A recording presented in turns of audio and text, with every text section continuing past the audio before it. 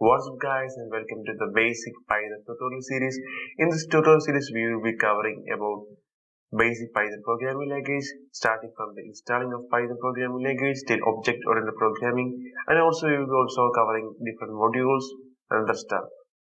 So let's get started. So this tutorial is actually meant for a complete beginners who doesn't know anything of programming languages and has an aspire to learn it. So Python is actually a best programming language to start with. So if you are a beginner / intermediate also, this course will be really helpful for you. So first of all, for getting started with Python, you must first install Python, right? So head over to python.org/downloads over here and grab your latest version of Python. For me, it will be Python 3.10. So if you are using a Windows 7 or earlier versions of Windows, it won't work actually. So you can grab the older versions from here, right? So I'm going to grab it my latest version, downloading that. Okay. So when the download is complete, you have to install it, open file. So this is the window for the installation of Python. So you have to check this box also. It's nothing. It will also add to path, to Python to path, and you have to just click on install now. So it will start processing, and yes. Okay, setup in progress. So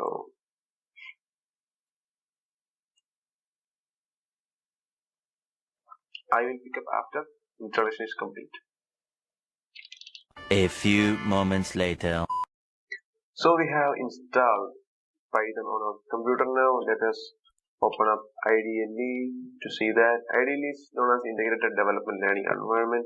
So people who doesn't know that, it's actually used for scripting code in it. So this, when it first opens up, what we see is called shell, Python shell, which will be used for writing code. So let us test it by writing it in a print statement, which is hello world, and it prints hello world. Fantastic. So what is this line over here? That's new. I haven't seen that in a while. It's a new update, I guess. So so if this works, everything works fine and perfectly installed. So now we have to start coding. That's the only thing. So before diving into that, let me just show you and walk around through all of this. Ideally, you can use other your preferred text editors like Sublime Text, which I personally prefer to use, and also Python, which is the great one to use if you have high system capabilities. So for beginners, it is best if you use ideally to start with. So it will be really quite nice if you start with ideally. So if you have to create a new scripting mode, to just turn the scripting mode, just press Ctrl and N, or else you can press File and New File. Okay, so you will get a new window like this, Untitled. Now we have changed to scripting mode, so you have to change this file with the name. So let me just name it as tutorial.py something, tutorial.py, and you can see the name will change here, tutorial.py, and we can now start writing code.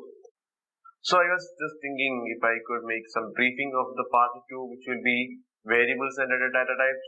So I will take it in part 2, but I will just brief it out in part 1 just to make sure that you understand everything. So variables is a pointer or like a bag. You can just store something in it, right? So if I write x is equal to 1, it means that x points to 1. So if we call for x, it will automatically give 1. So when we show that, F5 to run in ideally, so F process F5 and source will be saved. Okay, enter, and you can see nothing is printed out, that because we haven't printed anything. So call x, it says it's 1. So that's it. And the next thing I want to just talk about is the print statement. Print statement is something used for printing something to the console or the terminal. If you just write a print statement with parentheses and give a value to it to print out the console, it just print out 1. So likewise, if you have to print something like a string of values, right? This is a new world, so x equal to in double quotes, this is a new world, right? We can also use single quotes for mentioning a string, but I will just use double quotes for now and just ask for printing x. So it will actually prints out this is a new world. So that's easy. So I was just briefing this, right? You can just practice on, and the next video will be a real starting of the tutorial, and you can learn different types of data types and the print statement especially. And so we are winding up this video. Make sure you subscribe and like. So the part 2 will be coming out real soon. And until then, ciao.